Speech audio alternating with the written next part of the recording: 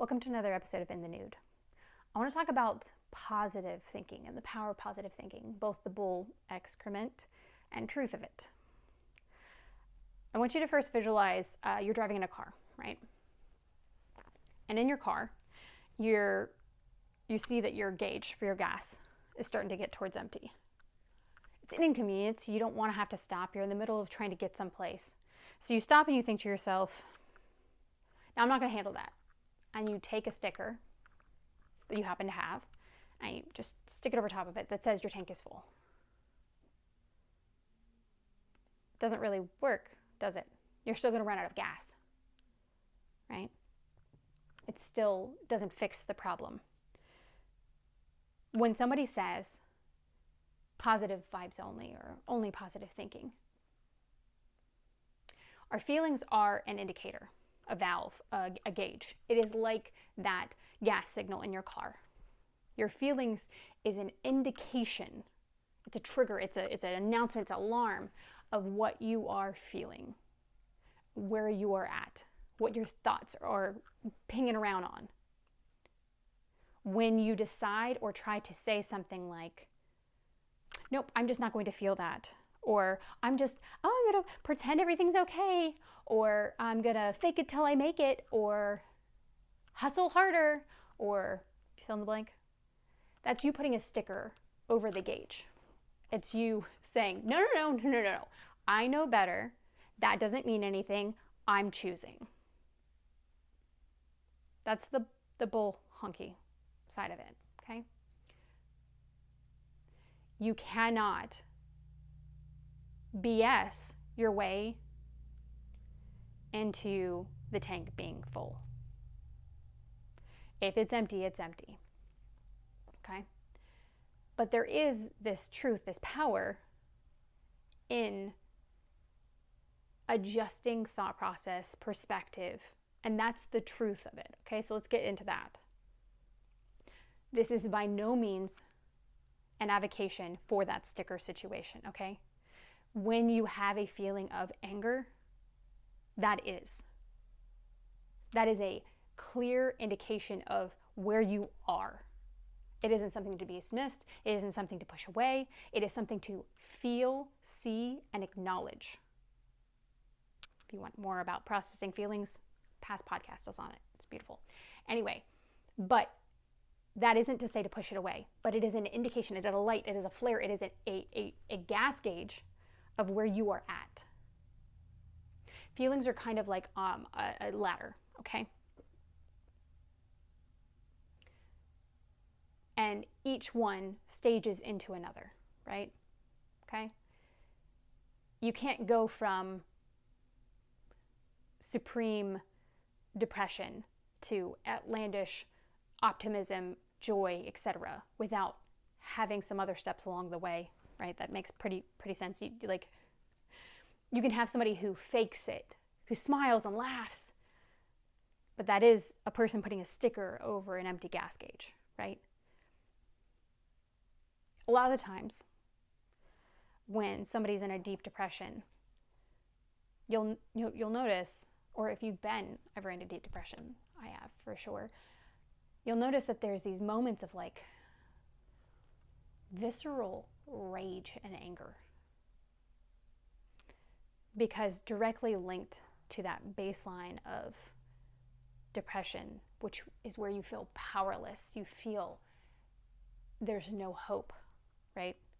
The step into starting to gain power is actually moving into the protective nature that is anger, right?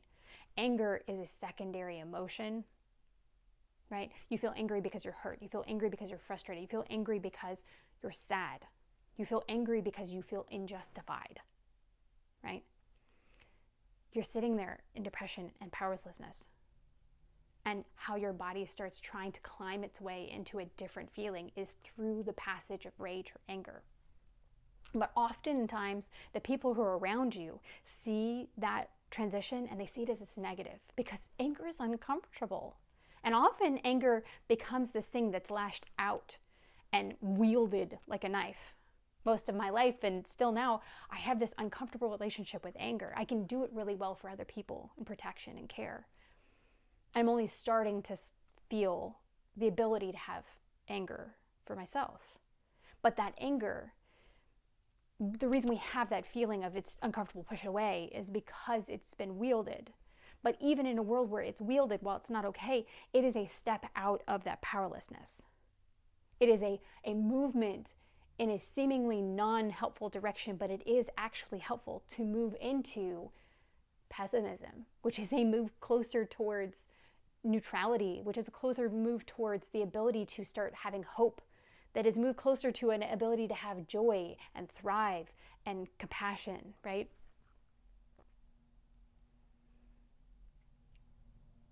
But this gauge of where we are, when we're having a feeling, the importance of identifying what we're feeling, not even why, but what we're feeling. It's a gauge of where we are. It's also an indicator of where our head is. Have you ever noticed when you're having a really bad day and you're peeved off and you're trying to share it with a friend, and if it's not a good friend, they sit there and they try to solve the problem that you never asked for them to solve, and it makes you more mad? Because what you're wanting right there is empathy. You want connection, you want empathy, you want understanding. You want somebody saying, yeah, that really stinks, because you want to be seen.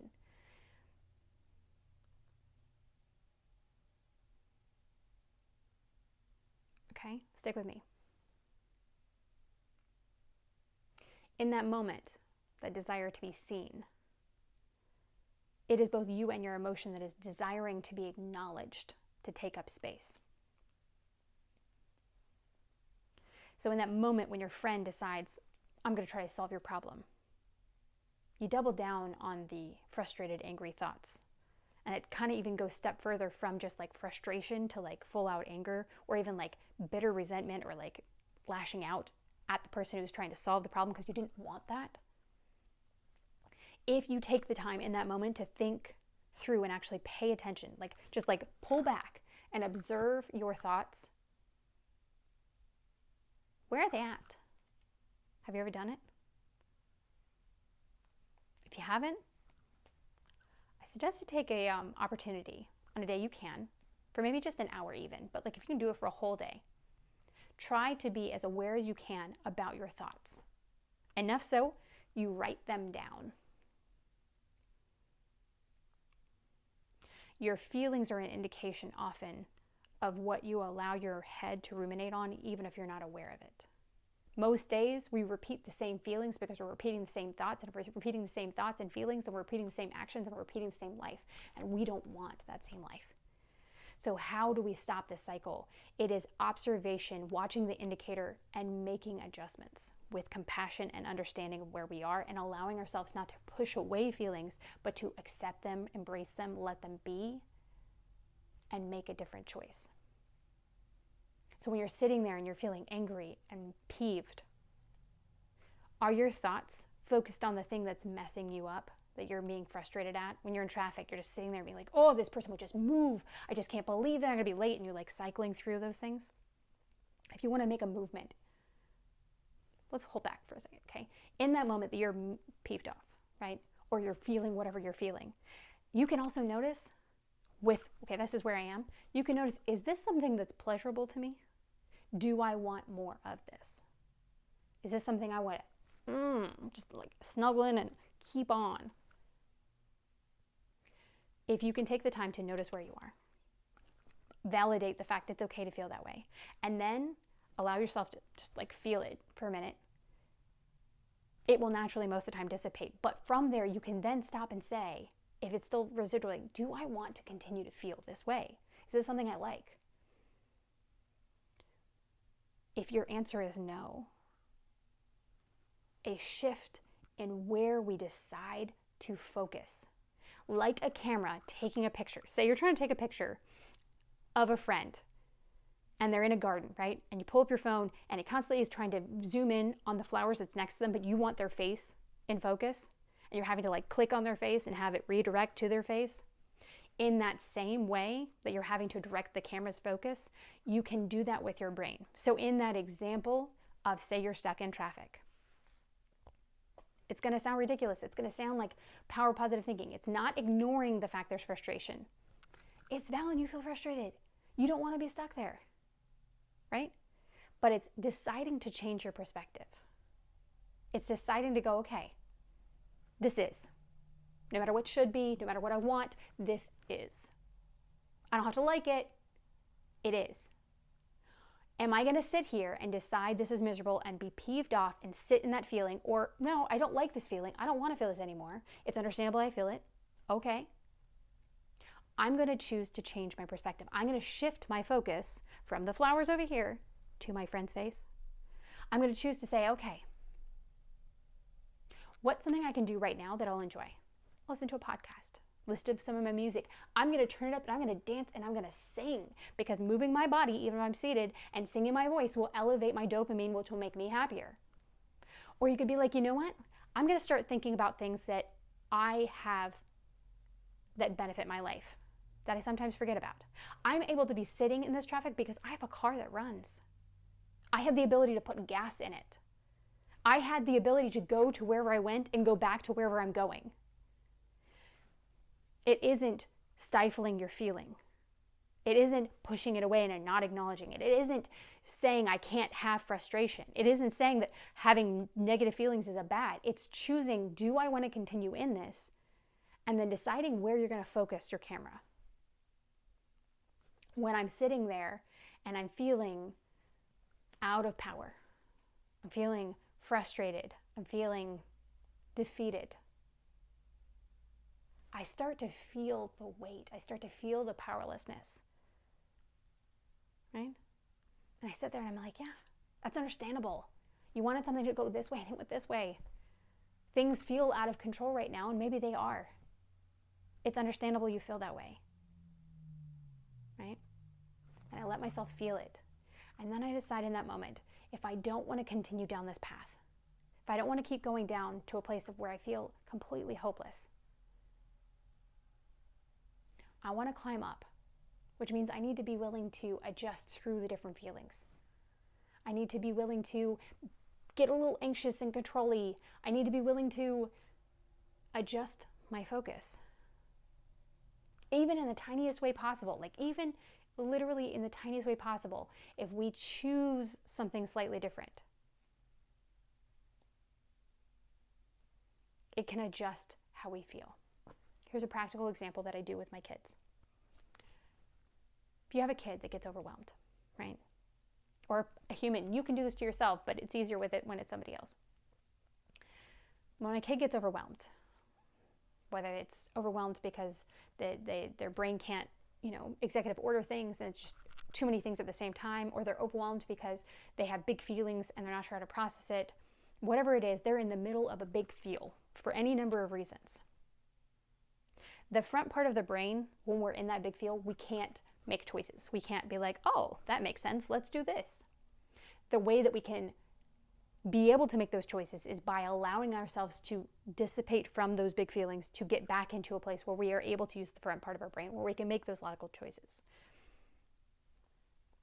So something I do with my kids is when they're in the middle of those big feelings, I don't address the situation. I hold them. I take some deep breaths, and I will make a random comment.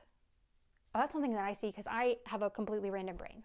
Here's an example of what I did literally earlier today. I was holding my daughter, and I look up, and I see my fan has these spots of just like pebbles of dust on the underside of the fan. And I'm like, it doesn't make any sense to me. Like, there's a level of science, I get it, but like, it doesn't make sense to me that on the underside of the fan, on these tiny little sections that gravity shouldn't allow to happen, there's some dust there. It's completely left field. It makes no sense. It's random.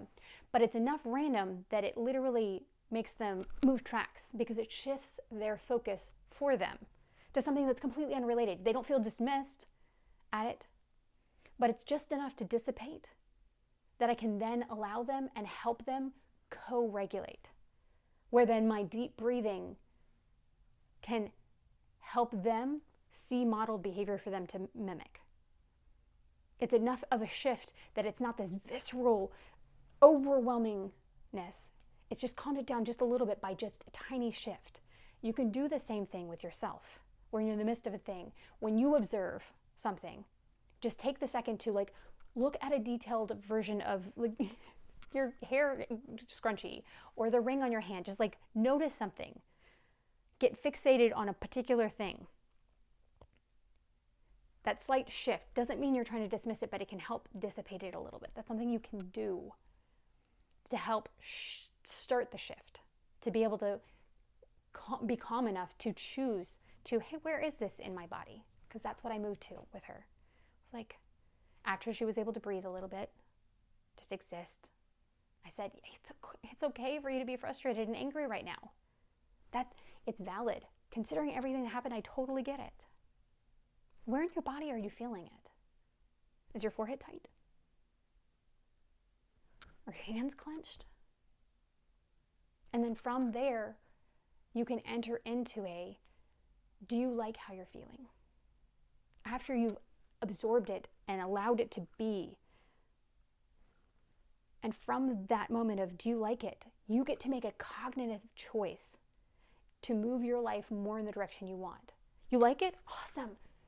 Lean hard into it. You don't like it? Shift your focus. Our thoughts and where we focus impact and guide our feelings. They're not one-to-one all the time. There's things that will affect things differently. But when we choose to lean into and focus in on something different, we begin to allow ourselves the space to feel something different.